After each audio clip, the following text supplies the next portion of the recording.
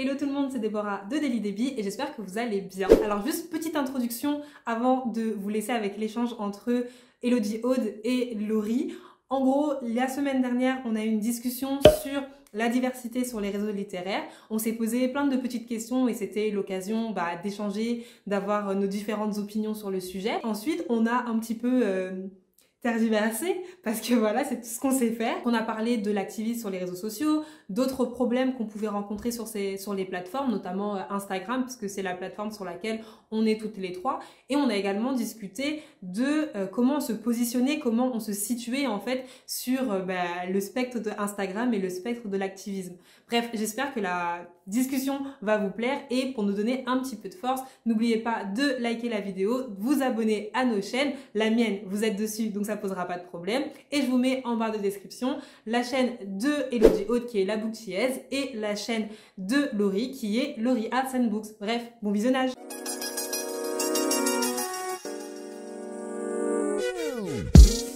Et du coup, j'ai une question, Elodie Aude. Est-ce que le fait de n'être vue aussi, en tout cas d'être beaucoup vue comme la fille activiste qui fait des coups de gueule, est-ce que des fois c'est quelque chose qui te pèse? Je vais pas mentir, je pense que je n'ai jamais reçu de pression de ce côté, genre les gens sont respectueux quand ils viennent me voir en DM. Donc je sais que même si j'ai cette étiquette, je suis un petit peu dans ma bulle. Je parle et puis après je disparais en fait, comme si je ne laisse pas l'activisme peser. Donc je viens, je fais ma story et puis après je m'en fous du reste, en espérant que ma story va toucher des personnes en fait. Donc je ressens pas le poids. Genre quand j'ouvre mon portable, je suis sur Instagram, il y a l'activisme et quand j'ai fermé mon portable, même si quand je suis dans la réalité, il y a cette forme d'activisme. En tout cas sur Instagram, je me coupe C'est en plus fait. marqué. Exactement. J'essaie de poser des limites pour ne pas, parce que tu sais, quand tu es dans l'activisme à fond, ça peut te peser. On a des traumas en tant que personne noire, on vit des choses et tout. Et se battre, c'est fatigant en fait. Il y a des fois, j'en ai marre. Il y a des fois, je disparais sur Instagram, j'essaie de faire des Faire une vacances en fait. pause, Ouais, quoi. voilà, j'essaie de faire une pause parce que c'est pesant, surtout quand tu vois que les choses n'avancent pas, que tu as l'impression que tu parles dans le vide. Donc non, c'est pas quelque chose qui me... Non, ça va. Ça va. Pour Ok. l'instant, ça va en tout cas. Ok, ok. Je te pose la question parce que justement, j'ai vu d'autres personnes qui sont dans l'activisme. Je vais pas les citer parce que voilà, elles ont pas demandé le shine ici, mais qui disaient que elles, au contraire, tu vois, ça leur pesait et que elles voulaient d'un côté ne pas être vues comme les personnes qui poussent systématiquement des coups de gueule et justement quand elles font plus de coups de gueule, que les gens ne leur donnent plus l'heure, tu vois. C'était vraiment soit tu pousses des coups de gueule, soit tu n'existes pas en fait dans notre vie. Et c'est vrai que c'est quelque chose qui peut peser. Et tu vois, je te comprends totalement sur le truc de l'idée de la pause. Moi, je répète, je suis pas quelqu'un qui est très activiste sur les réseaux sociaux, mais au contraire, dans la vie, je le suis.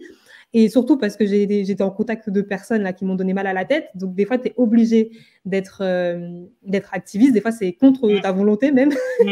Ouais, c'est ça. Et là aussi, en fait, ça peut être super pesant, ça peut être dur. Et je me dis, si tu es activiste dans la vie réelle, c'est-à-dire quand tu es dans ton portable, et plus activiste sur les réseaux sociaux, ça peut être très lourd. Parce que finalement, tu n'as que chez toi pour souffler. J'ai une communauté, c'est vrai, qui me suit pour ce que j'ai à proposer, mais en fait, faut pas oublier que sur Instagram, comme a dit Laurie, il y a des, Il y a comment des ça, cercles de oui, il personnes, y a des cercles des bulles. d'amis, en fait. Donc, il y a des personnes avec qui je vais parler beaucoup plus souvent, avec qui je vais délirer sur Instagram, et ça n'aura pas forcément un rapport avec ma lutte, juste on va déconner, on va parler de lecture et tout. Donc, en fait, c'est comme s'il y avait deux cases. Il y a la case où je suis dans mon rôle, où je parle de choses sérieuses, et où je suis dans mon rôle, ok, j'ai un compte Bookstagram, mais je suis là pour parler lecture, je suis là pour parler de quelque chose qui nous rassemble tous sous À la cette... fin de la oui, journée. voilà, sur ce réseau social, on est là pour tous parler de lecture qu'on aime, donc voilà. Ton compte, tu considères qu'il s'adresse à qui? Quand tu fais des stories, à quel type de personne tu penses t'adresser? Bah, ça dépend parce que comme tu dis, il y a les stories de coup de gueule et il y a les stories où je mets en avant de la représentation. Du coup, partons sur les deux.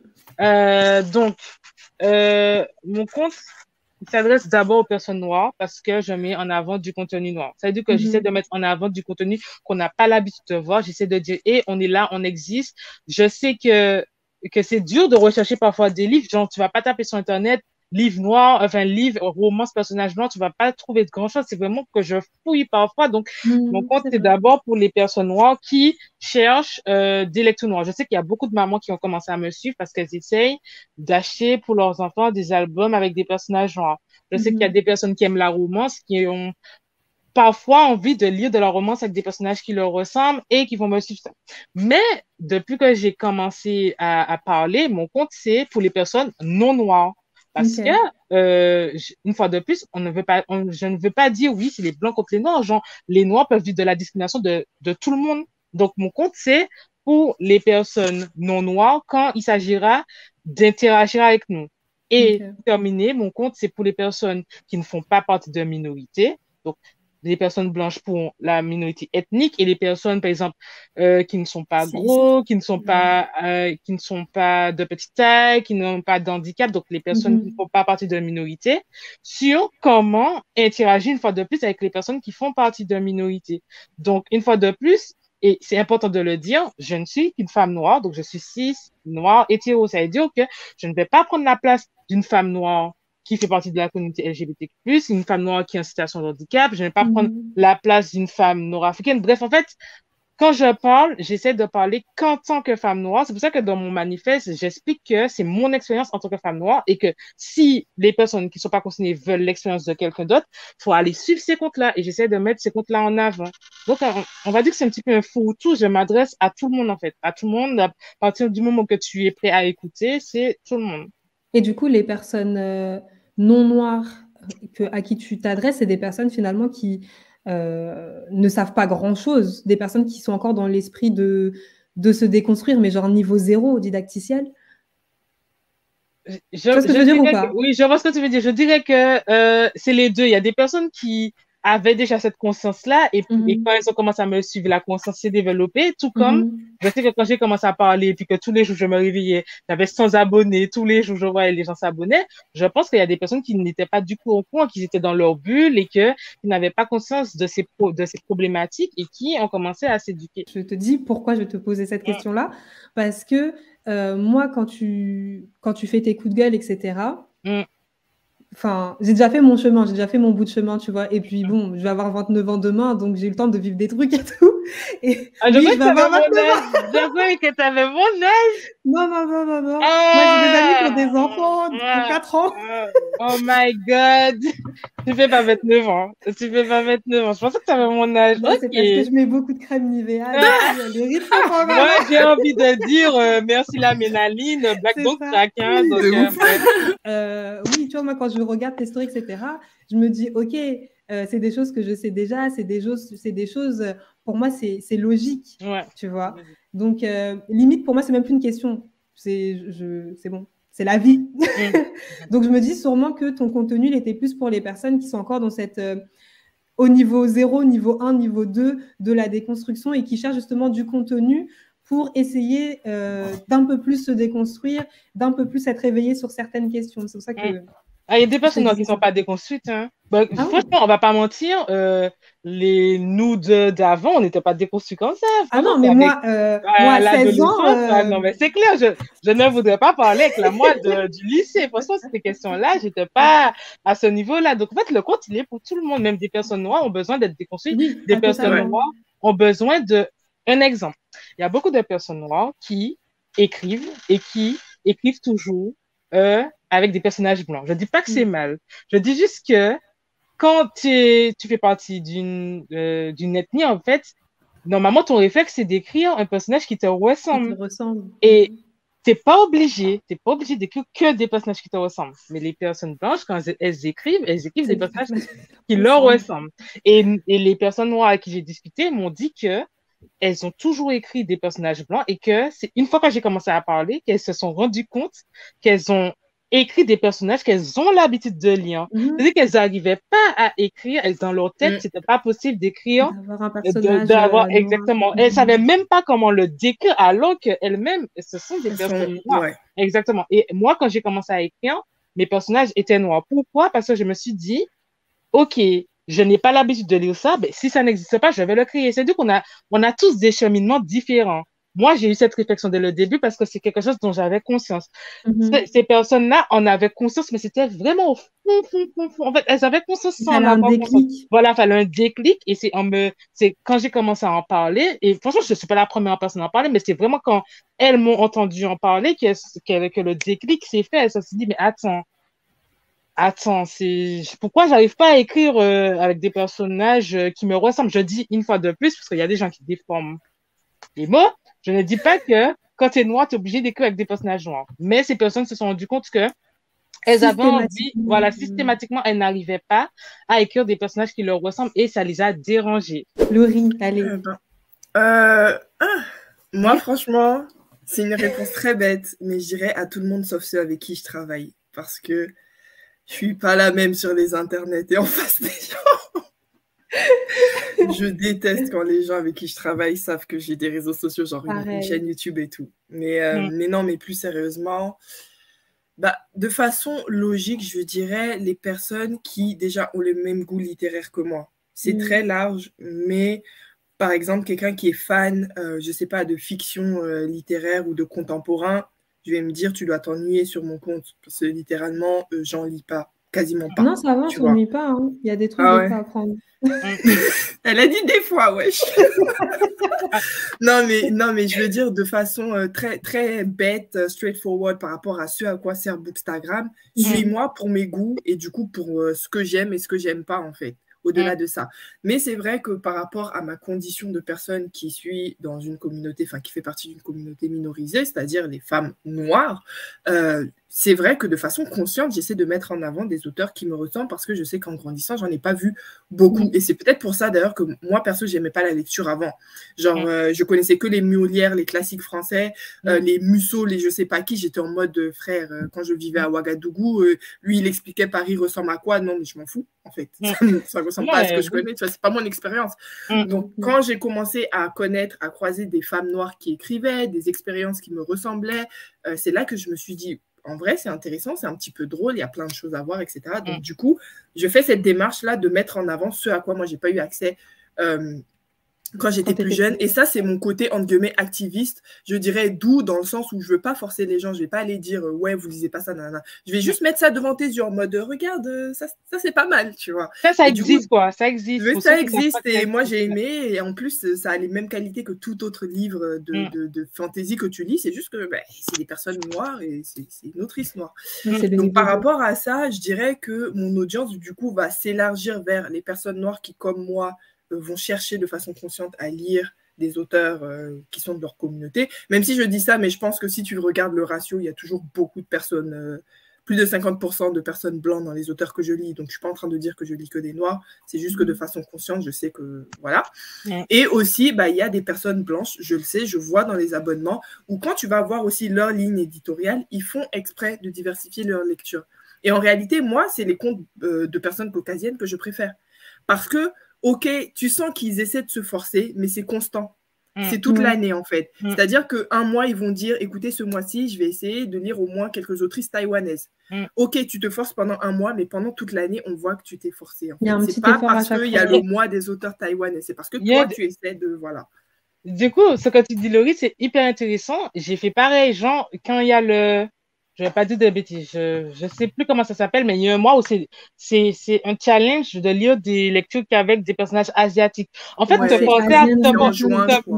forcer à faire ce genre de challenge, c'est bénéfique pour toi parce que tu sors des sentiers battus. C'est ça. Tu sors des sentiers battus et tu essaies de diversifier ta bibliothèque. Donc, pour rejoindre ce qu'on a dit tout à l'heure là, il y a une différence entre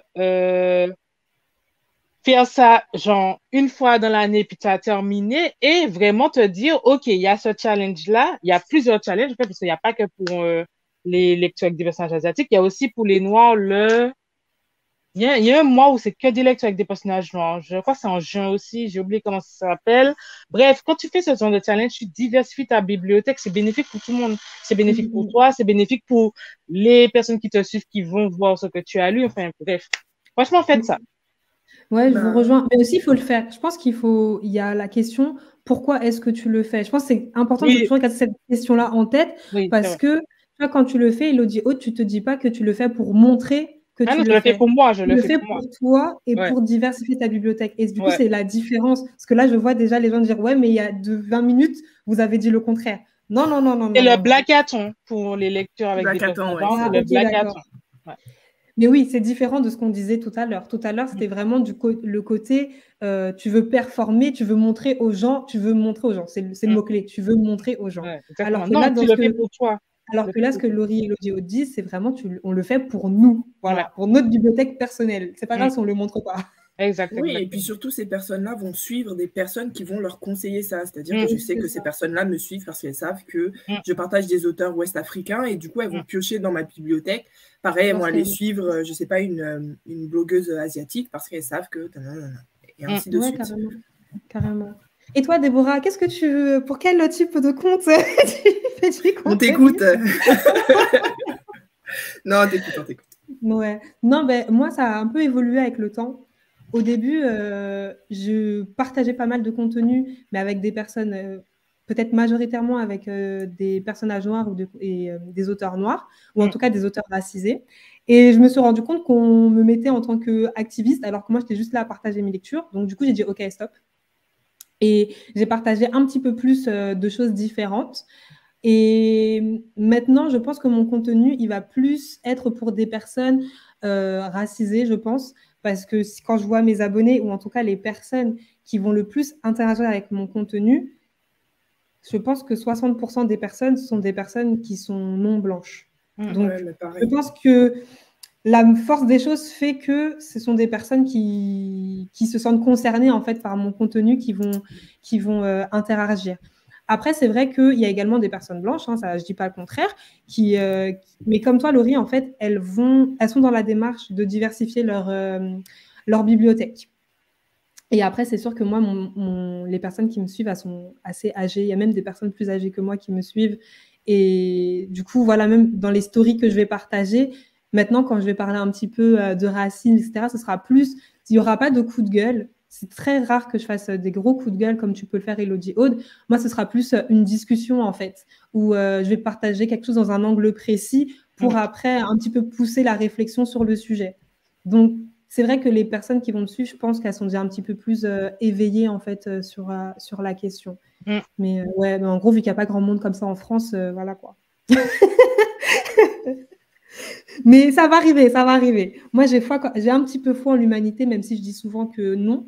J'avoue que je garde une once de foi en l'humanité et je me dis, allez, à force, les gens vont comprendre que il faut diversifier sa bibliothèque, et c'est pas il faut parce que voilà, le monde il est tout beau, il est tout rose, c'est juste, bah, en fait, dans le monde, tous les jours, là, quand tu croises, à part si tu habites au fin fond de la Creuse, il me semble que tu croises un peu de tout. Le Donc, monde n'est pas homogène. voilà, c'est ça. Donc, ta bibliothèque, si tu lis, elle doit être hétérogène également, tu vois. Donc, juste par rapport à ça, j'essaie de rester optimiste.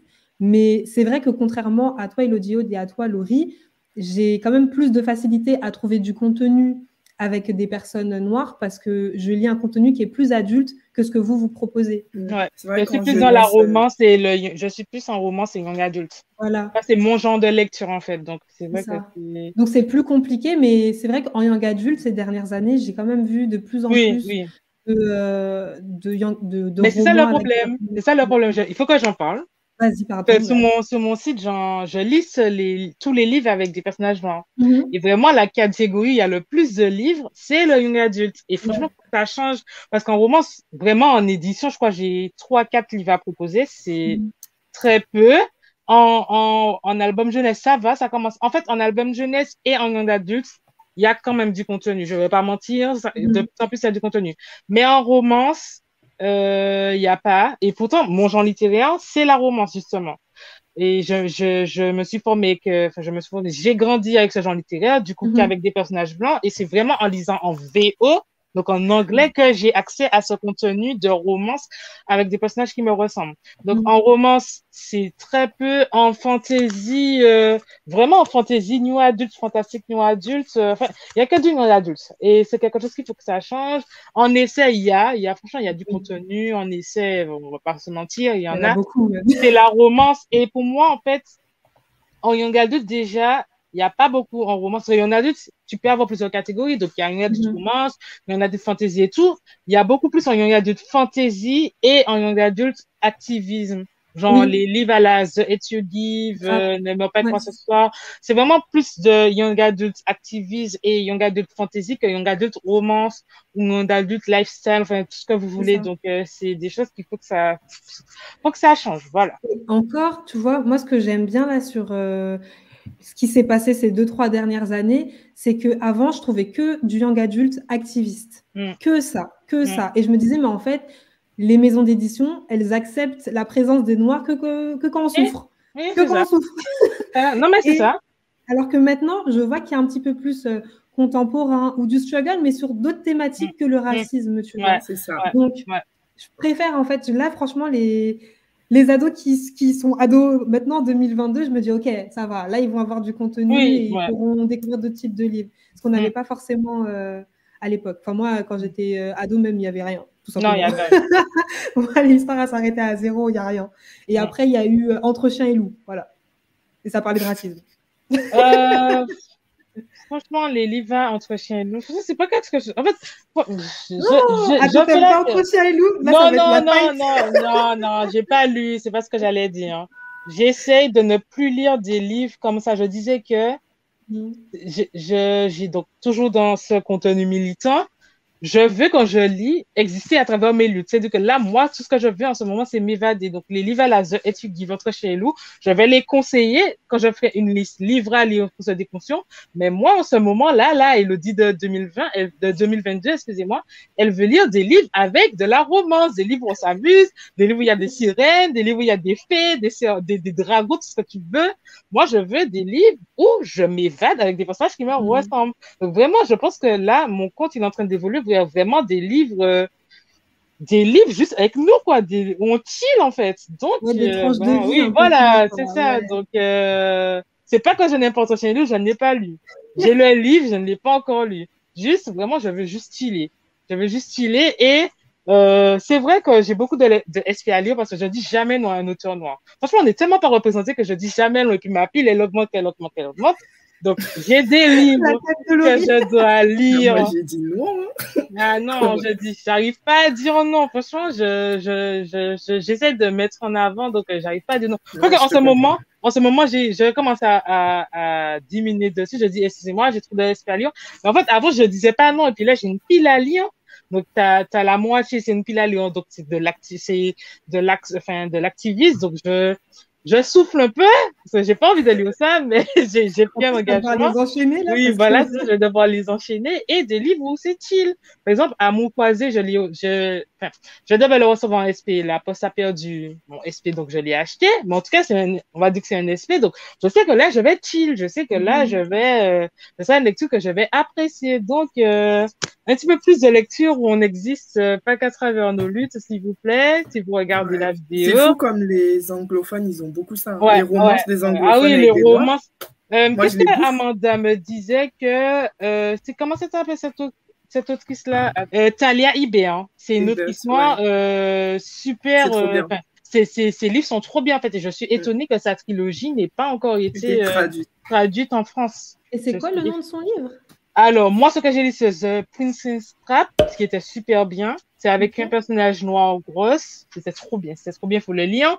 Et la trilogie dont je parle, c'est Amanda qui m'a dit. Voilà, Get the Life de... Ah non, c'est pas Talia du coup, mais les deux en fait. T'as Chloé Brown et t'as Talia Hibert. Je suis étonnée que leur livre soit pas encore édité en France en fait. Parce que c'est des autrices noires qui font de la romance et ça fonctionne super bien aux États-Unis. Ouais, ça fonctionne super bien. Donc, Ouais. Je connais aucun des livres que vous avez mentionnés. Je connais Non, pas mais non toi plus. et la Après, romance. t'es pas dans la romance, moi, je c'est suis pas comme du tout dans la Amanda. romance. Amanda, elle Moi, je lit suis pas une de hater romance. de la romance. Oui, donc- voilà. Et Amanda, elle lit pas de romance, hein. Donc, enfin, à part ceux-là qu'elle aime beaucoup, Oui, mais elle est pas de la romance, elle est plus dans la fantasy, le oui, c'est vrai. fantastique. Donc, moi aussi, j'aimerais avoir des livres à recommander en romance avec des photos de corps, mais j'ai pas beaucoup. J'ai déjà tout montré. Il y a plus, là. Yeah. Il y a plus. Faut s'en ressaisir. Donc, moi, c'est mon genre. C'est mon genre, la Appel aux maisons romance. d'édition, Voilà, c'est là, un s'il vous plaît. appel. Franchement, c'est mon genre et je vois dans mon genre, j'ai rien à proposer. C'est bon, là. Bon, on est fatigué. Donc, voilà. Vous m'avez tué. Non, mais c'est vrai, à un moment, on est fatigué, on souffre, hein. C'est bon, hein. J'ai déjà lu, je lis plus chez Hugo New Romance. C'est bon, là. C'est bon, moi, je veux des personnages qui me ressemblent.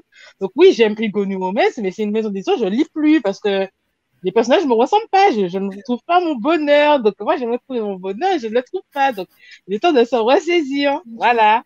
On va pas lire qu'en anglais dans cette maison. Moi, j'ai envie de lire en français. Quand je suis trop fatiguée, j'arrive pas à lire en anglais. Moi, je veux être stylée avec mon petit, dans mon lit avec ma petite romance que je comprends dans ma langue. Non, je peux pas. Alors, on est fatigué, hein, c'est bon, là. Oh mon Dieu. Je ne sais pas si tu auras un jour ta romance en français, mais écoute, c'est tout ce que je te souhaite. J'ai intérêt, parce que là, je vais commencer à me fâcher sur les réseaux sociaux tous les jours. Je vais dire, où est ma romance? Où est ma romance? Pour ça, attends. Bref, en tout cas, voilà.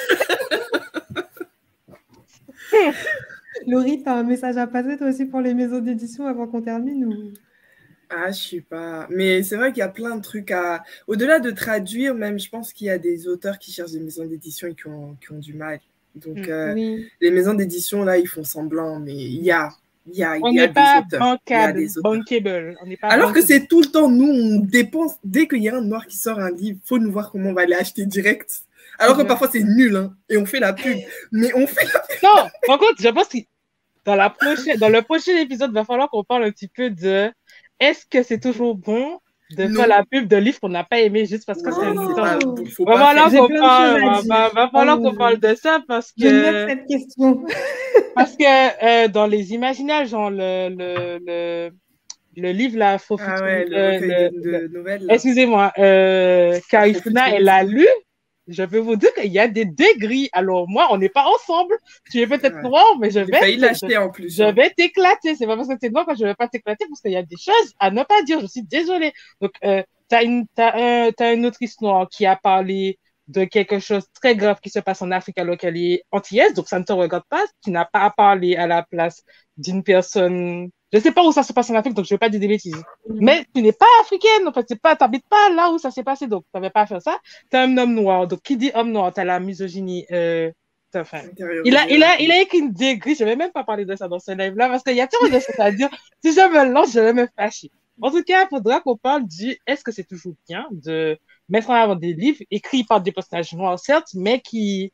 Il y a des bêtises dedans, quoi. C'est pas bon, là. Ok. On parle de ça. Je note cette question. Je pense qu'on a plein de trucs à. Oui, il y a des choses à dire. Il y a des choses à dire. Là, c'est très grave. Pour ceux qui ont réussi à nous suivre jusqu'à là, bah, écoutez, merci d'être restés pendant 2 épisodes à nous écouter, être aigris ensemble. De toute façon, c'est le but de la vidéo. Discussion entre lecteurs aigris. Il y a le mot aigri, c'était genre qu'on allait être fâchés. Bref, en tout cas, si ça vous a plu, n'hésitez pas à lâcher un pouce et à vous abonner à la chaîne si ce n'est pas encore fait.